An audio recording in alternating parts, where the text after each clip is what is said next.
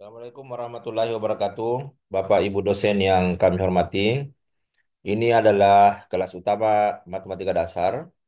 Jadi saya pikir sudah standar ada deskripsi mata kuliah, kemudian ada RPS. Ini masih RPS yang terbaru dari eh, aplikasi pengukuran CPL. Walaupun ini tentu akan diupdate oleh tim mata kuliah matematik, tapi inilah yang terakhir dari RPS kita untuk matematik, di mana di sini direkap nilaiannya ada case study 50, ada quiz 10, ada final test 20, ada mid test 20. Nah, tentu ini perlu didiskusikan bersama karena ini final test dan mid test ini mengukur sub CPMK berapa. Bisa saja sebenarnya seperti dengan pendidikan kewarganegaraan, dia ujian di pekan ke 16. Tapi itu hanya mengukur sub CPMK yang mana itu dikatakan di RPS tes. Nah, harusnya itu kuis di pekan-pekan tertentu sesuai dengan sub CPMK. Misalnya di kewarganegaraan itu hanya sub CPMK 2, 5, dan 7. Nah, itu yang dites. Makanya itu yang muncul. Soalnya nanti sub CPMK itu di menu menu kuis. Nah, itu yang disebut sebagai ujian akhir semester. Jadi waktunya saja di pekan 16, tapi sub CPMK yang diukur itu sub CPMK yang di RPS mengatakan tes. Dia tidak sebagai sebuah sub CPMK tersendiri. Tapi mungkin nanti didiskusikan dengan teman-teman di mata kuliah matematik. Nah, ini yang harusnya muncul. Karena ini ada di RPS. Inilah ya bahasa RPS, jadi harusnya sesuai dengan itu. Nah, ini sub CPMK-nya ini masih 11. Nanti didiskusikanlah dengan teman-teman. Kemudian di sini ada materinya ada 8. Iya, sama seperti matematika dasar 2, 2 SKS dan 3 SKS. Ruang-ruang untuk mengupload tugas mahasiswa disiapkan. Kalau dosen mau memecah lagi nih topik-topiknya menjadi sesuai dengan sub CPMK, silahkan, tidak masalah.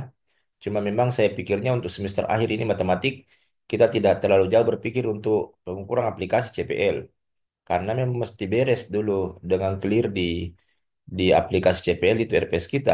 Yang ditekankan untuk matematik semester ini adalah bahwa sinkronisasi sekolah ke Neosia itu berjalan baik dan itu mesti harus ada rekap nilai yang menunjukkan indikator sesuai RPS.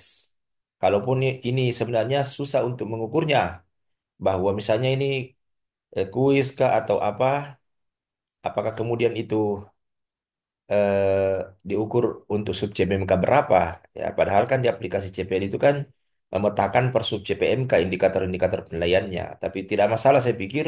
Yang penting ada dulu ini. Ini kan bisa menunjukkan transparansi dan akuntabilitas. Bahwa si fulan ini dapat nilai rendah karena dia tidak ikut ujian, misalnya kuisnya rendah. Case study apa kan tentu ada banyak case study, makanya di sini disebut rekap. Mungkin ada beberapa pertemuan atau ada beberapa sub CPMK yang case study. Nah, itulah yang dinilai. Iya, jadi sebenarnya bagus kalau kemudian nanti kita sederhanakan. Ini case study ini saya percaya ini case study ini bukan hanya satu penilaian ini. Bisa ada banyak penilaian sampai dengan proyek kalau di mata kuliah Pancasila Kewarganegaraan. Ada penilaian formatif dan sumatifnya juga di situ.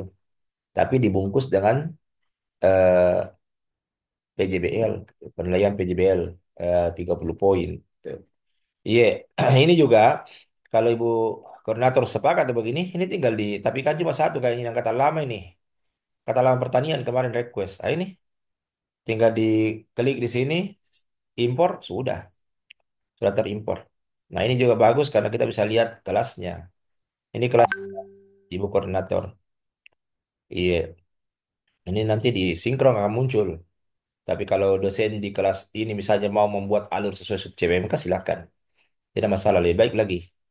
Iya, baik saya pikir itu untuk Matematika Dasar 2 SKS. Terima kasih. Assalamualaikum warahmatullahi wabarakatuh.